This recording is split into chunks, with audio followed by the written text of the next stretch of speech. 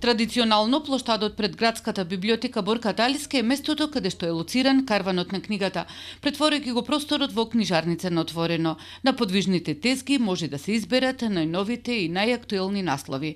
На читателите им се нудат книги со кои може да ја дополнат својата библиотека, и тоа со нови лирски дела, безвремени класики, романтични приказни, дела од популарната психологија, бизнис книги, поезија.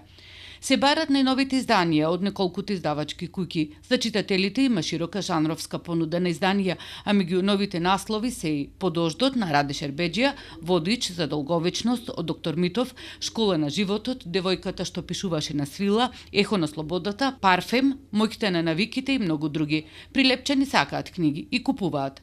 Карванот на книгата е дојден во Прилеп, саемски цени, заинтересираноста е голема, најчесто се бараат трилери, љубовни романси, издавачки кои имаме 6, литература.мк, 3, антолог, сакам книги, култура и полица.